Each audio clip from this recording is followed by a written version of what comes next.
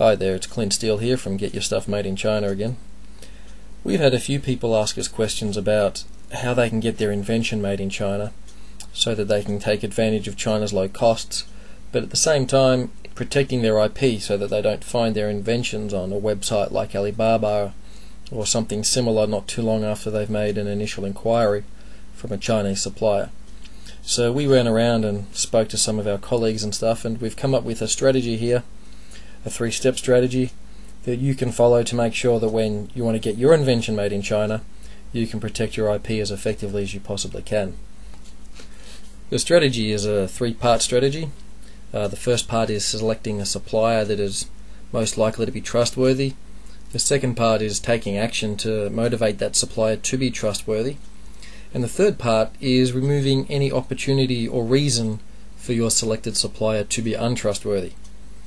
So let's take a look at each of these one at a time, and we'll start off by looking at how you can select a trustworthy supplier. Now, in our experience, it's typically been trading companies that steal ideas and not factories. The reason for this is that factories are usually more interested in simply keeping their factory busy, and they don't usually have a good grasp of trading or export or anything like that. Therefore, it makes sense to try finding a factory instead of a trading company to work with. However, having said that, not all factories are the same. You want to make sure that you have a competent factory, and you still want to make sure that you have a trustworthy factory. The ideal factory is probably a medium-sized factory. Smaller factories often lack the skill and the competence that you need to ensure that your product is made correctly, and larger factories are more likely to have experience selling to foreign markets, and they might even have a marketing department. That means it's a little bit easier for them to steal your idea and sell it to somebody else. A medium-sized factory provides you with the right balance between skill and competency and isolation from your competitors. Now, even though we know that a medium-sized factory is probably the safest bet, there's still another question that needs to be asked, and that is whether you go for a factory that is currently making products similar to your invention, or whether you find a factory that is completely new to the industry that is associated with your particular invention. In the first case, you'll have a factory with a greater degree of expertise and connections with potential distributors. However, they would be in a better position to take advantage of your idea and sell it to somebody else behind your back. In the second case, you have somebody who's going to be inherently more trustworthy because they don't know your industry very well. However, they won't have the same level of skills that might be desirable for your particular invention. Now, the answer to this question isn't something that I can give you very easily. It's something you need to make sure that you're comfortable with, and something that fits with your business plan and the nature of your invention. Okay, so we've now found our supplier. What we now need to do is motivate the supplier to remain as trustworthy as possible.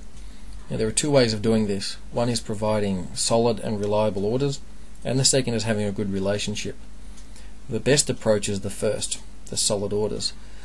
The factory owner basically wants to keep his factory employees busy so that he can keep his factory profitable. That's really what he's most interested in. And if you do that, then he's going to be more trustworthy. He has no desire to find another customer or anything like that, or to sell your invention to somebody else to keep his factory operating. Therefore, be certain that you have a solid business plan and that you're as certain as you can be on your expected sales. Now, a good relationship will help. However, if you don't have the solid sales, then you're probably not really going to be able to save things with a good relationship. However, if you have both, you'll be in an excellent position.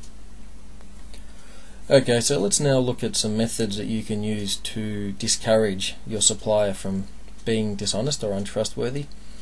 The reason for this is that you might not be able to find the perfect supplier, and even if you do find the perfect supplier, there's still the potential for another company to steal your idea and reproduce it.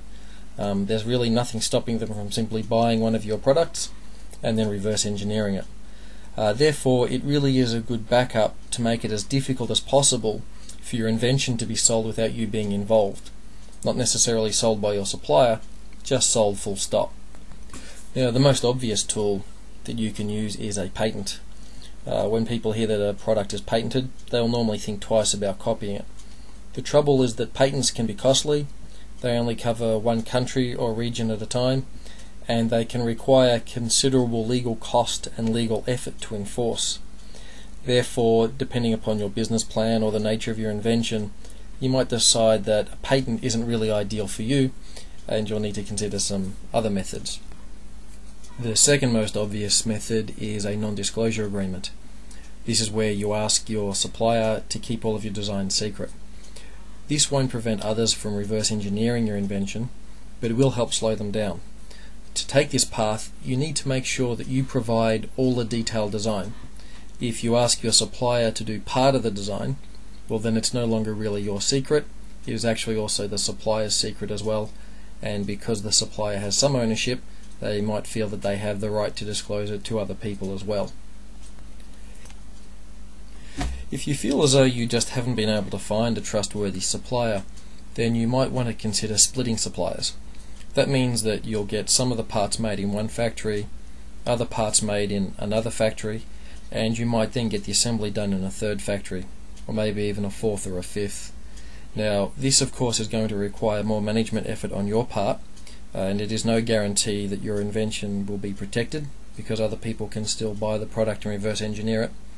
However, it does offer an extra hurdle to anybody who's thinking about stealing your intellectual property.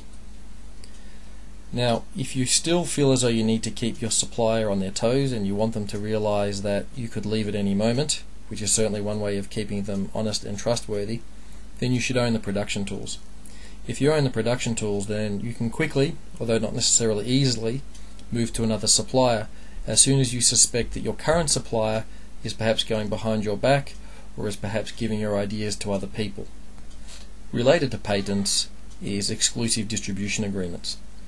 The reason why they're related is because they can work together and because they also focus on the sales end of your business as opposed to the production end. Now, if you can get a relationship with a large distributor, preferably a large and powerful distributor, then they will be just as motivated as you are to ensure that nobody is selling copies of your invention. Let's now take a look at putting this strategy into practice. Now, if you do use this strategy, it will offer you greater protection. However, you need to decide upon some of the subtleties for the way you plan on implementing it yourself. Will you use a patent? Will you split suppliers? Can you get an exclusive distribution agreement? These are all things you need to think about. Essentially, you need to make sure that the strategy that you come up with to protect your intellectual property fits with your business plan. And that summarizes this video on the strategy for protecting your intellectual property when you're getting your invention made in China. Best of luck with it all. I hope everything goes well for you.